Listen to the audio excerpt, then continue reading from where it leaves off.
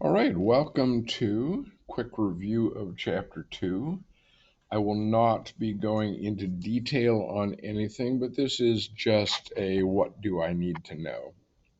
I will reference the section, so if you're stuck on something, you should go back to that section. So let's start with section 2.1. The first thing you need to know is the concept and how to calculate average rate of change. Average rate of change. And helpful to understand that it is change in y over change in x, and we often abbreviate it average rate of change. This is basic slope of a function between 2 points. The next thing we talked about was limits, and eventually when we get to a later section, we're going to apply limits to average rate of change and start talking about something related. How do I know if the limit exists? First off, what do we want to know? We want to know that limit is where you think you will be.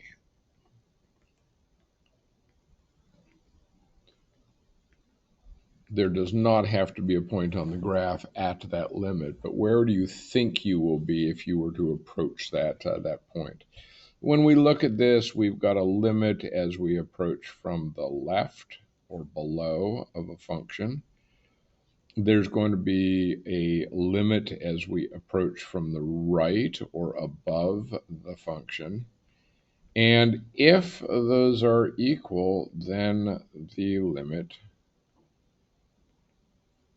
exists. But they have to be equal for that limit to exist. If they are different, it means that my function is coming together and not actually coming together, for example.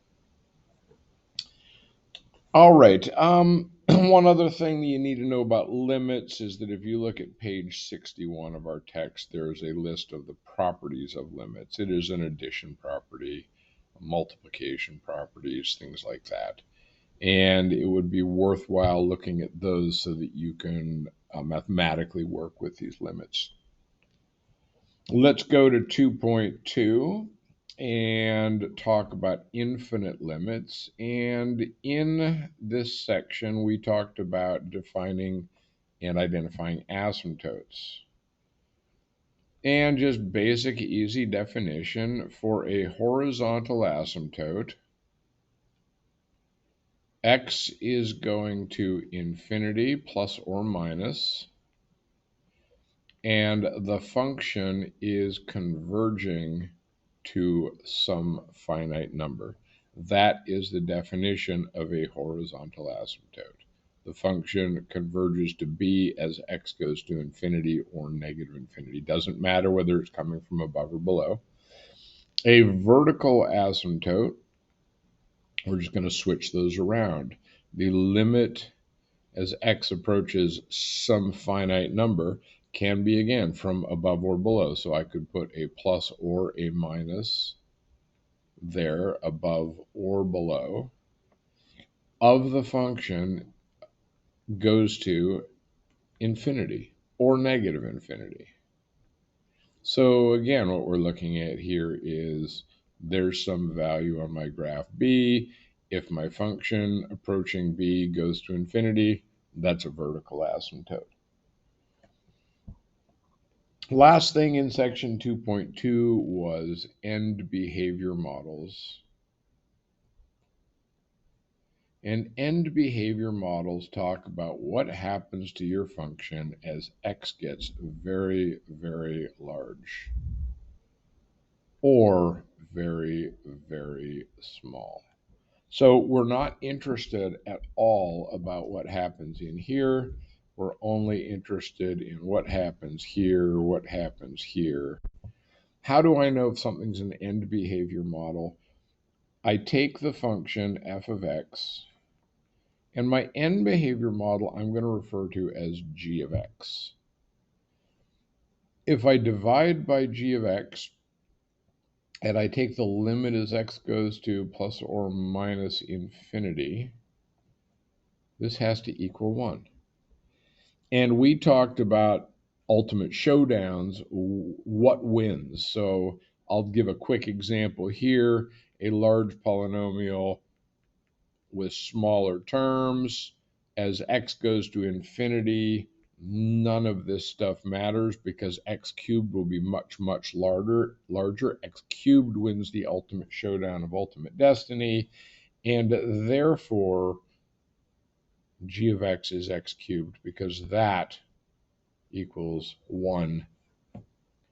And these are so small as to not make any difference because x is going to infinity.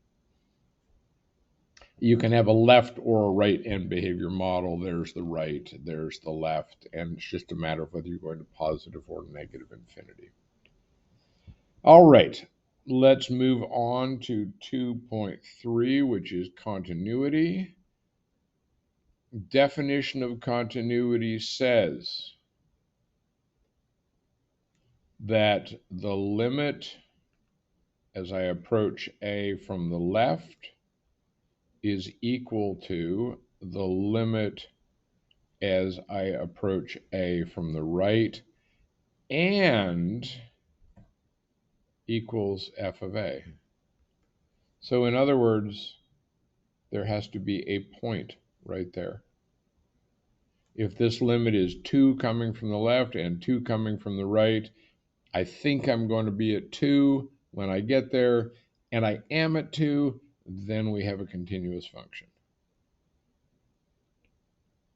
And this is an important concept for the math that we will be doing. You should know all 4 types of discontinuity.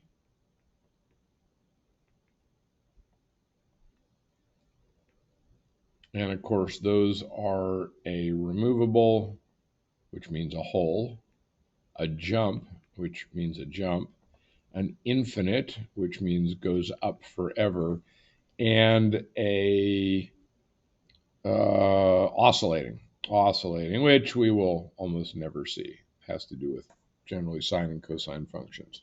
These ones matter. And then the last thing you need to know is that for a removable, how do I fill the function? F of x equals, well, my original f of x for x not equal to a. This is where the hole is. And then f of a at x equals a.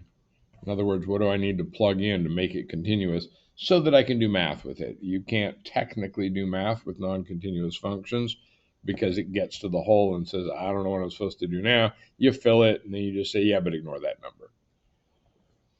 Finally, 2.4 tangent lines. We'll very quickly write the equation of a line. Point slope form does not need to be simplified. x1 comma y1 is any point on the line. M is the slope of the tangent line,